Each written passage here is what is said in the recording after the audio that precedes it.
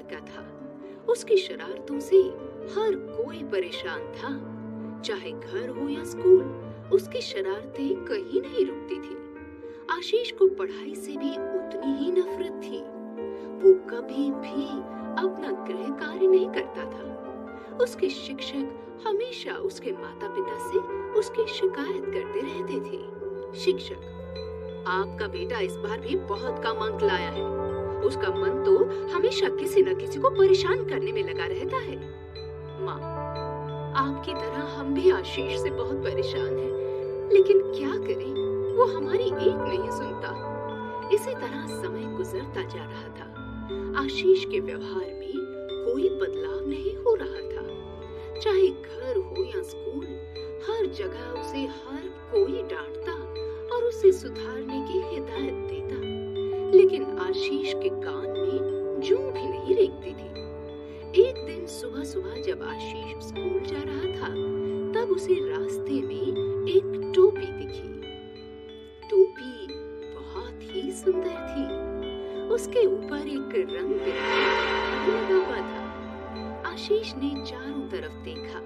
पास के घर से एक लड़की उस टोपी को उठाने के लिए आ रही थी। आशीष तेजी से दौड़ा और टोपी उठाकर भागने लगा।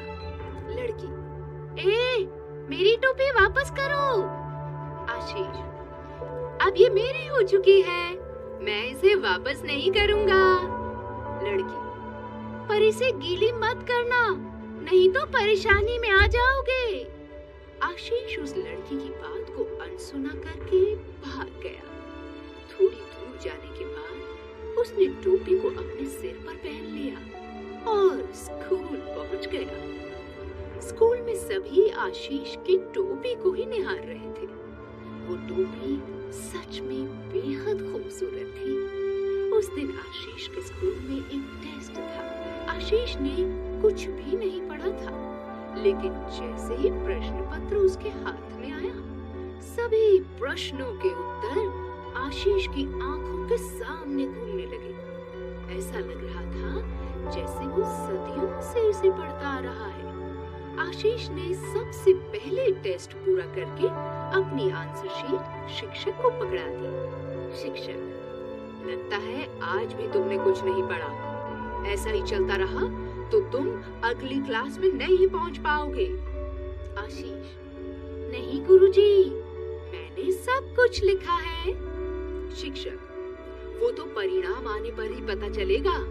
अगले दिन जब टेस्ट का परिणाम आया तो कक्षा के सभी बच्चे आश्चर्यचकित थे।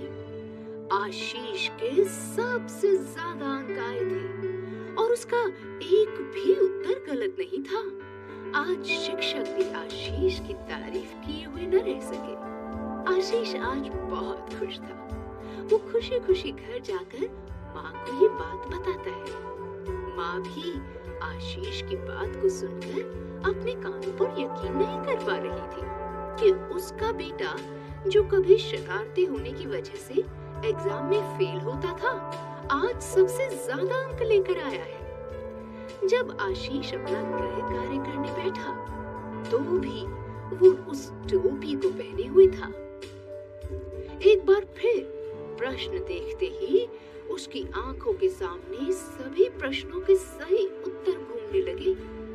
आशीष समझ गया था कि ये और कुछ नहीं, टोपी का ही जादू है, जिससे ये सब कुछ आसान हो रहा है।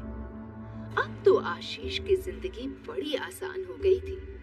अचानक वो अपनी कक्षा का सबसे होशियार छात्र बन गया। सभी शिक्षक और बच्चे अचानक उसकी तारीफों के पुल बांधने लगे थे। उसके माता पिता भी अपने बेटे में आए इस बदलाव को देखकर बहुत खुश थे। 2 महीने बीत गए।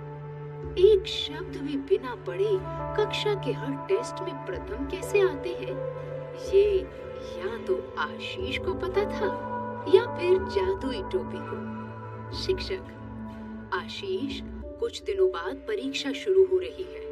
मैं चाहता हूँ कि तुम परीक्षा में भी अच्छे अंक लाओ और कक्षा में प्रथम स्थान पाओ। आशीष, जी गुरुजी, मैं प्रथम जरूर आऊंगा। आशीष को यकीन था कि वो अपनी टोपी की मदद से एक बार फिर आसानी से अच्छे अंक ले आएगा और परीक्षा में भी प्रथम आएगा। खैर, देखते देखते परीक्षा का दिन भी आ गया। आशीष बड़ा सज संवर के सिर पर टोपी पहनकर घर से निकला, लेकिन रास्ते में बहुत तेज बारिश आने लगी।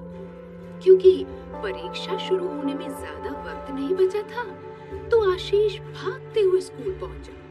उसके कपड़े और टोपी सब गीले हो गए थे। वो अपनी टोपी को निचोड़कर फिर से पहन लेता है और परीक्षा में बैठ जाता है। जैसे ही उसके हाथ में प्रश्न पत्र आया, तो उसकी आंखें फिर से चकराने लगी। लेकिन इस बार कोई उत्तर नहीं घूम रहा था, बल्कि प्रश्नों को देखकर उसके तो पसीने छूट रहे थे। उसे तो कुछ समझ ही नहीं आ रहा था, आखिर उसके साथ हो क्या रहा था। टोपी ने काम करना बंद कर दिया। लड़की ने उसे टोपी को पानी से दूर रखने की हिदायत तो पहले ही दे दी थी, लेकिन आशीष ने ही उसे अनसुना कर दिया।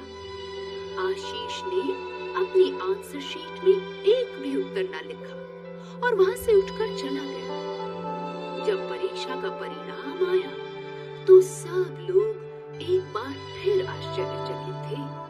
पिछले 2 महीने से हर टेस्ट में प्रथम आने वाला लड़का अब फेल हो चुका था। आशीष को सब लोगों से बहुत डांट पड़ी और सभी लोग उससे निराश भी बहुत थे। उस दिन आशीष ने सबक सीखा कि सफलता को प्राप्त करने के लिए मेहनत के अलावा कोई दूसरा रास्ता नहीं होता।